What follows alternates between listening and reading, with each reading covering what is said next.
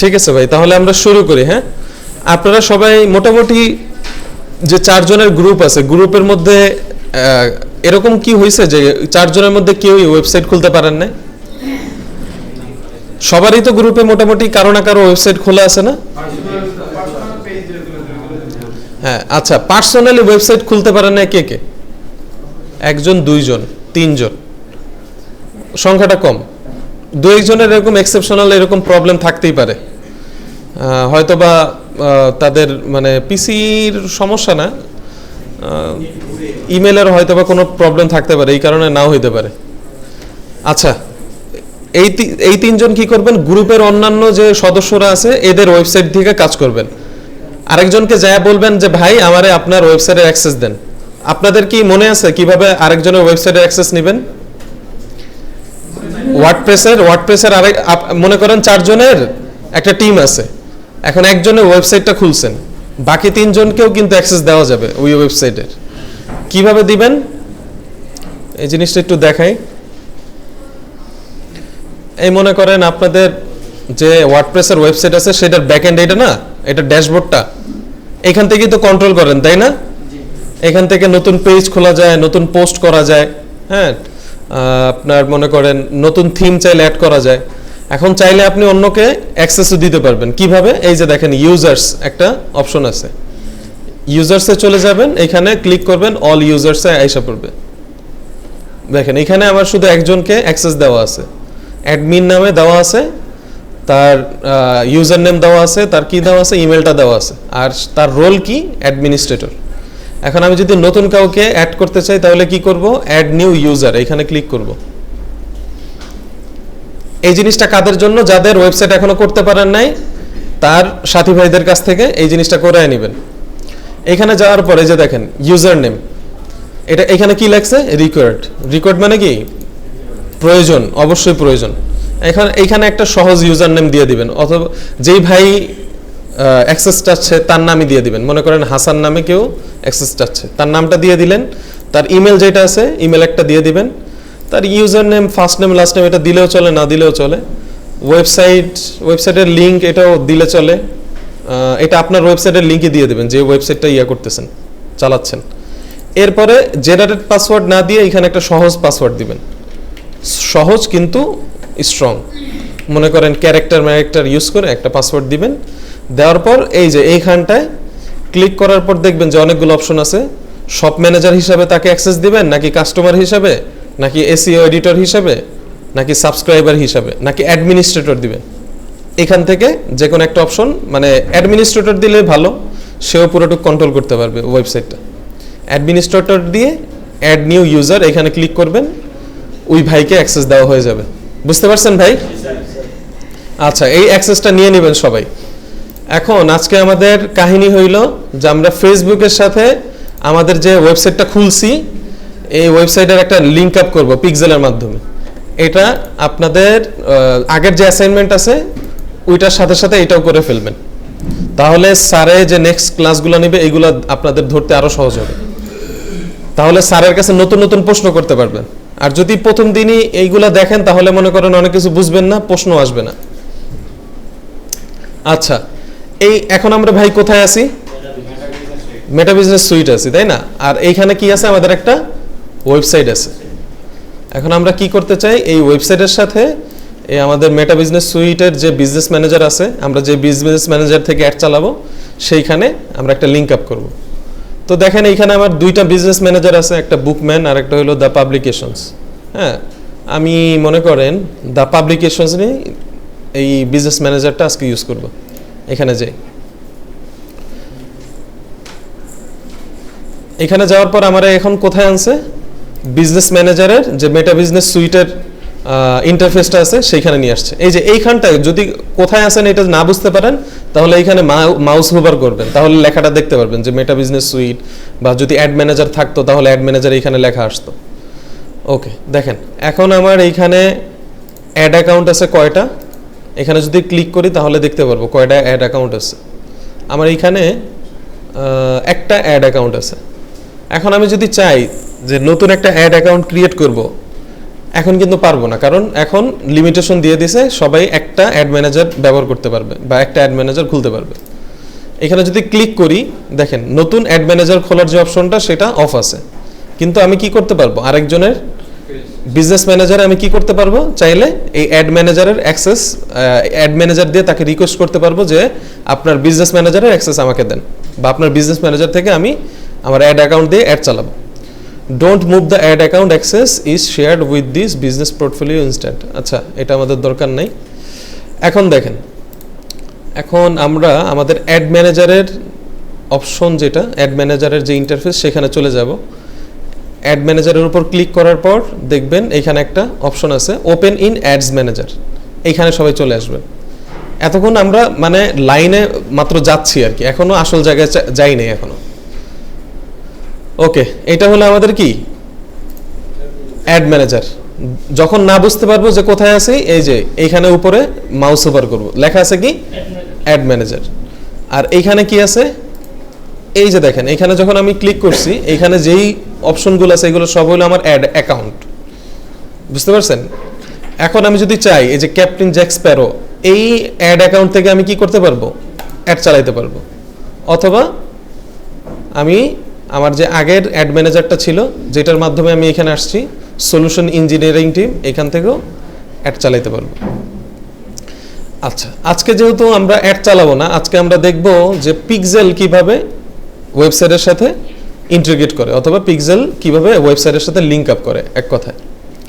তো সেটা করার জন্য আমরা চলে যাব আমাদের বিজনেস ম্যানেজারে, এবং বিজনেস ম্যানেজারের একটা অপশন আছে ডাটা সোর্স। এই যে ডাটা সোর্স, এইটা হলো আপনার অনেক প্রয়োজনীয় জিনিস। এখানে অনেকগুলো অপশন আছে, এখানে এক কথায় আপনার অনেকগুলো সম্পদ আছে। আগে পিক্সেল এইখানে ছিল, এই যে দেখেন 2 নম্বর অপশনে, কিন্তু পিক্সেল এখন এইখানটায় নাই, আছে কোথায়, ডাটা সেটস এর মধ্যে। বুঝতে পারছেন ভাই? এই যে দেখেন লেখা আছে যে we have made some changes to our platform, মানে আমাদের প্ল্যাটফর্মে কিছু চেঞ্জ করছি। You can now find this asset in the data source. বলতেছে যে তুমি এই অপশনটা এখন ডাটা সোর্সের মধ্যে পাবা। তো ডাইরেক্ট এইখান থেকেও যেতে পারেন, অথবা এই যে ভিউ ডাটা সেটস, এখানেও ক্লিক করলে চলে যেতে পারেন। গরম লাগতেছে কেন ভাই?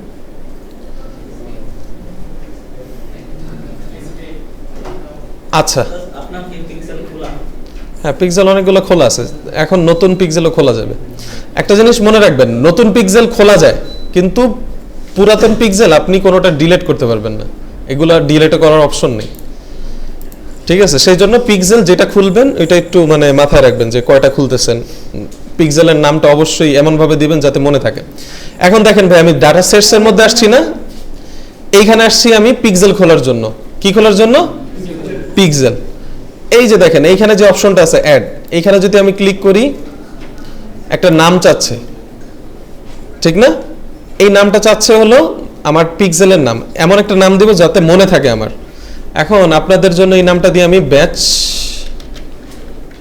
10, ওয়েবসাইটের নাম কি, সৃজন টি, আর তারিখ হইল কত, 11/8/2024। একটা নাম দিয়ে রাখলাম। যদি নাম দিয়ে ক্রিয়েট ক্লিক করি, একটা পিক্সেল ক্রিয়েট হয়ে গেছে। কিন্তু পিক্সেল ক্রিয়েট করা কি এত সহজ? হ্যাঁ, পিক্সেল ক্রিয়েট করা সহজ, কিন্তু পিক্সেলের সাথে আপনার ওয়েবসাইটের যে লিঙ্ক আপ করা সেটা একটু কি কষ্টকর। এখন দেখেন আমাকে কতগুলো অপশন দিছে, মেটা পিক্সেল অ্যান্ড কনভার্সন এপিআই, আর একটা অপশন দিছে মেটা পিক্সেল অনলি, আর এই দুইটাই অপশন দিছে আর কি। একটা হলো আপনার কনভার্সন এপিআই, একদিন আলোচনা করছিলাম কনভার্সন এপিআই কি, মনে আছে কারো? কে বলতে পারবেন কনভার্সন এপিআই কি? কনভার্সন এপিআই হলো ওই যে বলছিলাম না, অ্যাপল 14 যখন আসছে, মানে অ্যাপলের আপডেট যখন আসছে, তখন অ্যাপল কি করছে, সকল ব্রাউজারে বলছে যে আগে তোমাদেরকে আমি কাস্টমারের ডাটা দিতাম, এখন আর কি করব না, কাস্টমারের ডাটা দিব না। তো এই ব্রাউজারে যে ক্রোম, তারপর হইলো আপনার কি আছে, ফায়ারফক্স আছে, এই ব্রাউজারগুলোর মাধ্যমে আগে ডাটা নেওয়া যেত যারা হলো অ্যাপল ইউজার। এখন আর ওইগুলো ডাটা নেওয়া যায় না। ডাটা নিতে হলে কি করতে হয়, সার্ভার সাইড ট্র্যাকিং করতে হয়। এইটাকেই কনভার্সন এপিআই বলে, সার্ভার সাইড ট্র্যাকিং যেটা। ওইটাকে কনভার্সন এপিআই বলে। তো এই জিনিসটা খুবই আপডেটেড একটা বিষয়, এটা করতে গেলেও মনে করেন এটা শিখতে অনেক সময় লাগে। তো এইটা আমরা করব না, আমরা কি করব, শুধু মেটাপিক্সেল অনলি এই অপশনটা ক্লিক করব। এই অপশনটা যদি আমি ক্লিক করি, এরপরে কি আছে ভাই দেখেন, নেক্সট, তাই না?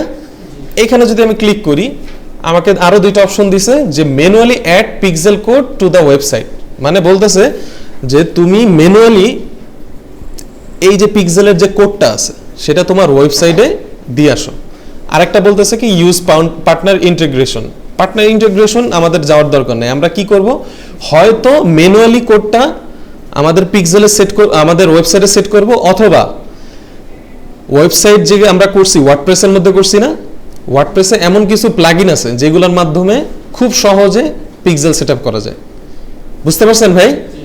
দুইভাবেই করা যায়, একটা হলো কি আমি ম্যানুয়ালি কোডটা যা বসাবো আমার ওয়েবসাইটের হেডারে, অথবা আমি কি করব, ওই যে ওয়ার্ডপ্রেসের যে প্লাগইনগুলো আছে এগুলোর মাধ্যমে আমি খুব সহজেই লিংক আপ করে ফেলতে পারবো। তো সহজটা আগে শিখবো নাকি কঠিনটা? হ্যাঁ, আচ্ছা, এটা যেহেতু আসছে এটাই দেখি, manually add pixel code to website, তাই না?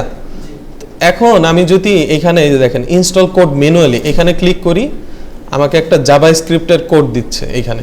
হ্যাঁ, কোডটা দেখা যাইতেছে না, এই যে কপি কোড, এইখানে আমরা ক্লিক করি, এইখানে ক্লিক করলে কপি হয়ে যাবে।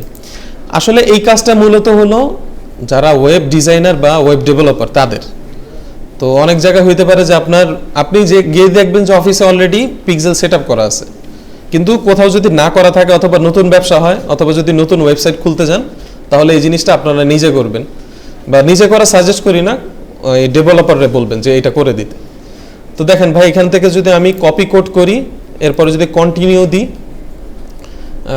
তারপরে আমার একটা অপশন দিচ্ছে turn on automatic advance matching, এটা আপনারা অন করতে পারেন। হ্যাঁ, এটা অন করে দিবেন। Verify the customer information you want to send, আচ্ছা, এই জিনিসটা আপনারা অন করে দিবেন। এরপরে কন্টিনিউতে যাবেন। এখন বলতেছে যে হাউ ইট ওয়ার্কস, এটা কিভাবে কাজ করে। Open in add event setup tool, এইখান থেকে ক্লিক যদি করেন না, তাহলে আপনাদের আরও কিছু কাজ করতে হবে। কাজগুলো হইল যে আপনার ওয়েবসাইটের লিঙ্ক তো দিবেন, এমনকি আপনার ওয়েবসাইটে অনেকগুলা জায়গায় দেখবেন যে কিছু বাটন আছে, অ্যাড টু কার্ট বাটন অথবা অর্ডার নাও বাটন, ওইগুলাতে আপনার ইভেন্ট সেটআপ করতে হবে। মানে ওইখানে গিয়েও আপনার ফেসবুকের এই পিক্সেল থেকে এমন কিছু কোড সেটআপ করতে হবে যাতে করে ওইগুলাতে কেউ যদি ক্লিক করে আপনার ওইখানের ডাটাগুলো আপনার পিক্সেলে আইসা পড়বে। সে এই জিনিসটা আবার করতে কি লাগে, গুগলের ট্যাগ ম্যানেজার লাগে ভাই। এই বিষয়গুলা মনে করেন এই যে কাজটা, শুধু পিক্সেল সেটআপ করার কাজটা, এইগুলা করেও মানুষ কি করে হাজার হাজার ডলার কামাইতেছে। মানে আপনার ফ্রিল্যান্সিং যারা করে শুধু এই কাজই করে দিবে, যে শুধু পিক্সেল সেটআপ করে দিবে একটা কাস্টমারের, তো $100 $200 চার্জ করে। কারণ কি, এই জিনিসটা খুবই কি মানে একটু ক্রিটিক্যাল বিষয়, পিক্সেল সেটআপ করা। এই আমরা তো শুধু ওয়ার্ডপ্রেসে দেখতেছি, এই জন্য অনেক বিষয় আছে সহজ এইখানে, কিন্তু ওদের বিষয়টা কি, যেটা ম্যানুয়ালি করতে হয়, এই বিষয়টা একটু কঠিন। তো ভাই এরপরে আমরা কি যাব, এইখানে দেখেন আমাকে চিজ, হ্যাঁ জুম করে দিব, হ্যাঁ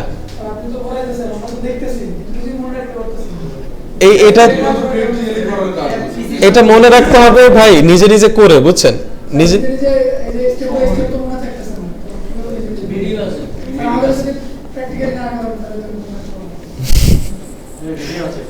আচ্ছা দাঁড়ান, একটা জিনিস,